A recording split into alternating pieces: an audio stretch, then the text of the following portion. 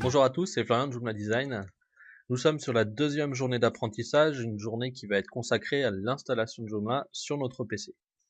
Dans la première partie de cette journée, vous avez installé WAMP Server sur votre PC, ce qui nous permet aujourd'hui d'avoir un ordinateur prêt et paramétré pour installer Joomla. Donc dans la deuxième partie, vous allez installer et paramétrer Joomla.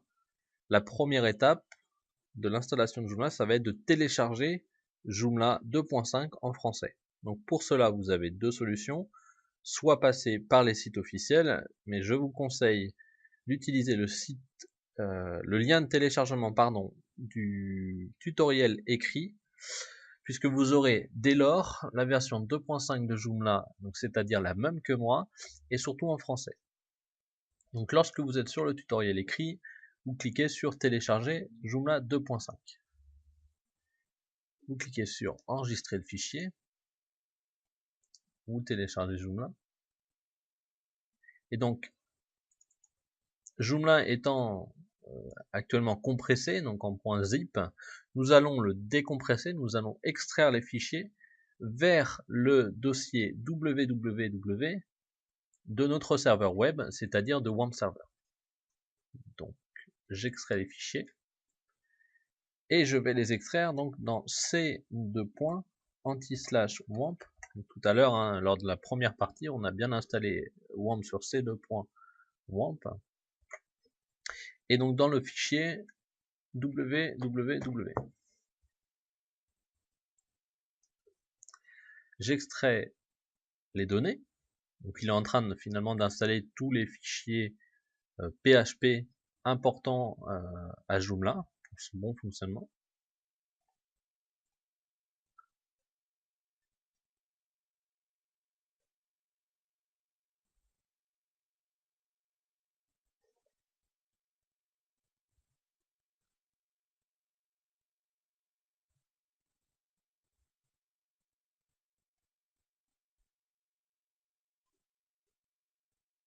Donc voilà, on a fini d'installer, du moins de décompresser Joomla sur notre disque dur dans le dossier www de WAMP Server.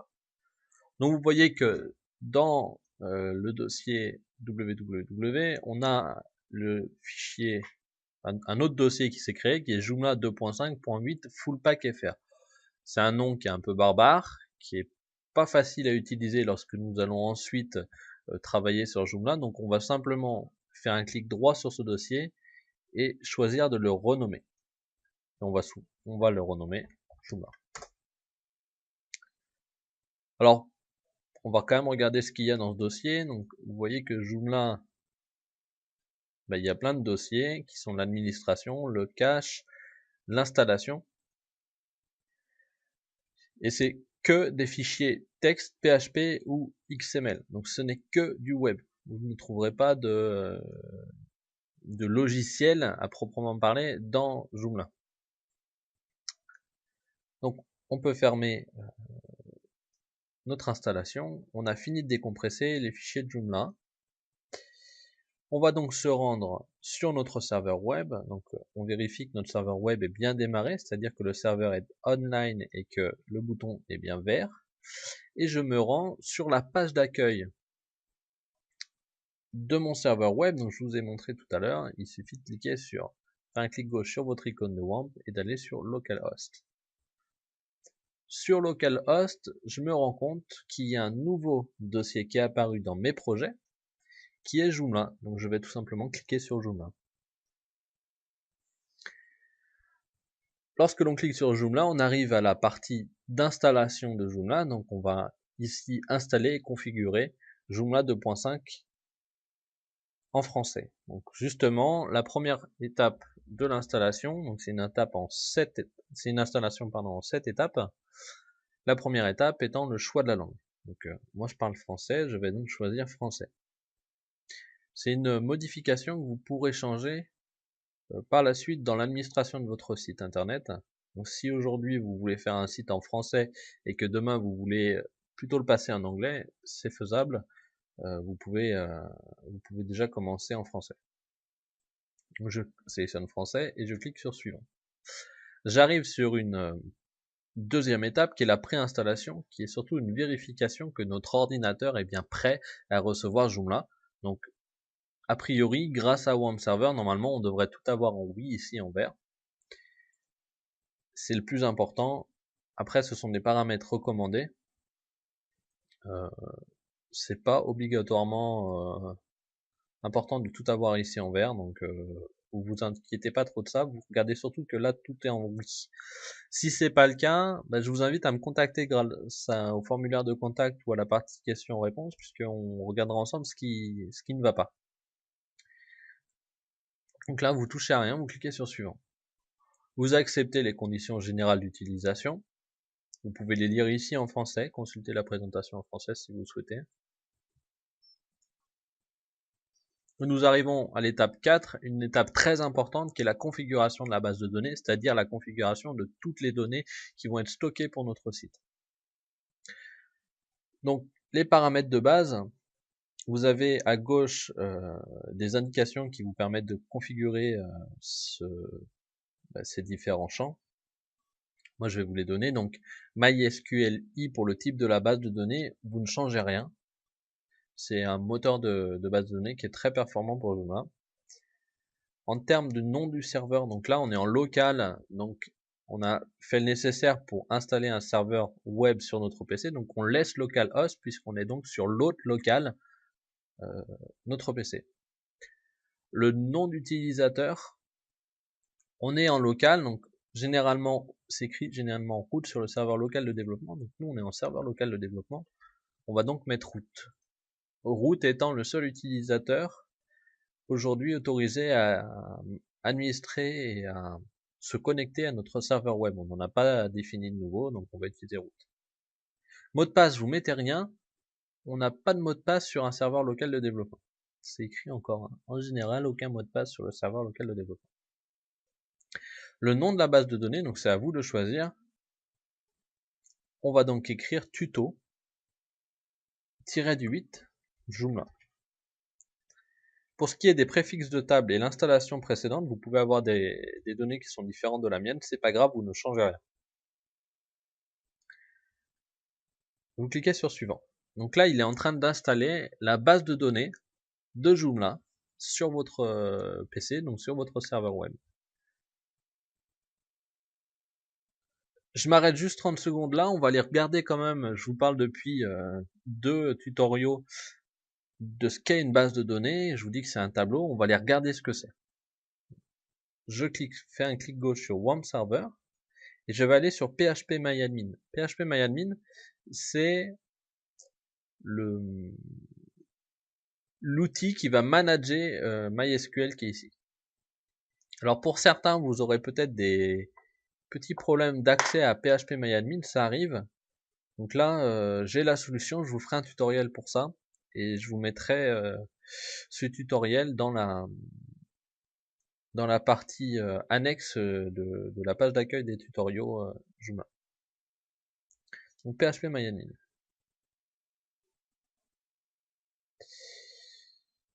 Donc là, c'est le gestionnaire de base de données de MySQL. Et vous voyez qu'à gauche, on a une base de données qui s'appelle tuto-joomla. Donc elle a été créée. Et lorsque j'ouvre cette base de données, on voit qu'il y a beaucoup de choses. Beaucoup de choses, c'est que chaque mot là, c'est un tableau. Donc il y a énormément de tableaux. Et dans chacun de ces tableaux, si je vais par exemple dans le contenu, donc c'est là où seront stockés vos articles, vous avez plusieurs colonnes, donc une colonne asset, une colonne titre, une colonne alias, titre alias, texte d'introduction, texte complet, etc., etc. Il y a beaucoup d'informations et toutes ces informations seront stockées dans la base de données. Donc voilà, aujourd'hui vous avez vu à quoi ressemblait une base de données.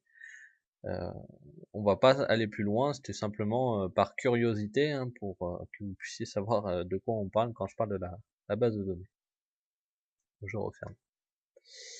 Donc je retourne sur l'installation de Joomla, je suis sur la 5e étape de l'installation, la configuration FTP, donc c'est quelque chose qui aujourd'hui est optionnel et que on va passer, ça ne nous concerne pas, donc on va cliquer sur suivant. C'est d'ailleurs écrit optionnel, la plupart des utilisateurs ne peuvent passer cette étape.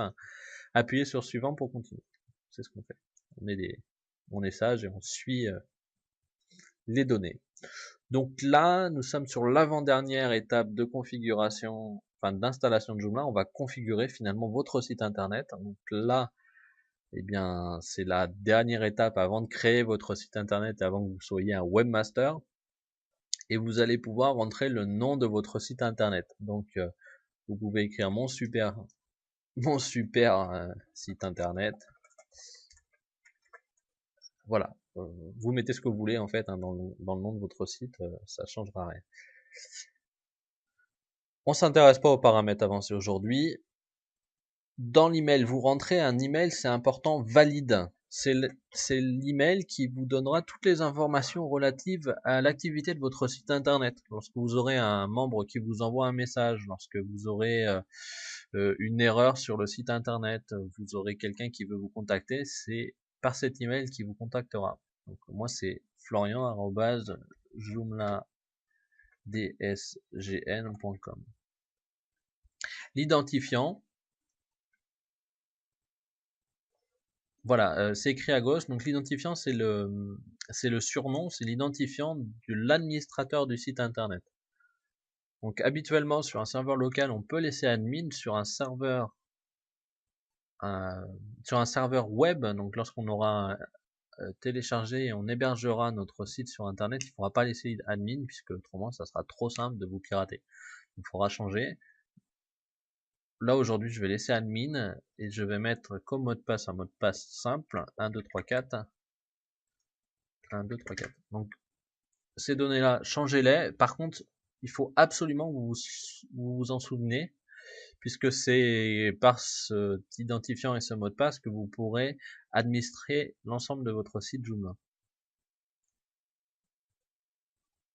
Installer des données d'exemple. Ben là, comme c'est votre premier site internet, que vous n'avez pas encore de données, on va donc installer les données d'exemple. Donc vous cliquez, faites attention que ce soit bien les données d'exemple en français, et vous cliquez sur le bouton installer les données d'exemple. Donc il installe les données d'exemple. Données d'exemple installées avec succès. Je peux cliquer sur suivant. Dernière étape, donc félicitations, Joomla est bien installé, vous avez fini de configurer Joomla. Simplement, il va falloir que vous cliquiez sur supprimer le dossier d'installation, c'est important. Hein. Ça vous évitera que quelqu'un puisse se reconnecter sur l'installation et changer tous vos mots de passe, votre base de données, donc pirater votre site internet. Donc il faut cliquer sur supprimer le dossier d'installation.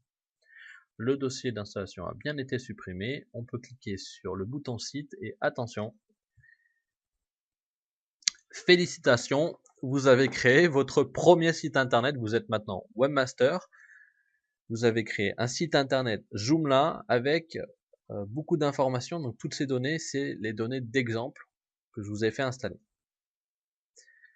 Donc voilà pour la deuxième journée d'apprentissage, je vous avais promis que vous aurez à la fin de cette deuxième journée un site internet, c'est fait. Demain, ou du moins dans la journée suivante, nous irons faire une petite visite guidée de toutes les fonctionnalités de Joomla. Donc ça sera sur la deuxième partie. Donc félicitations encore une fois et à bientôt sur notre troisième journée d'apprentissage.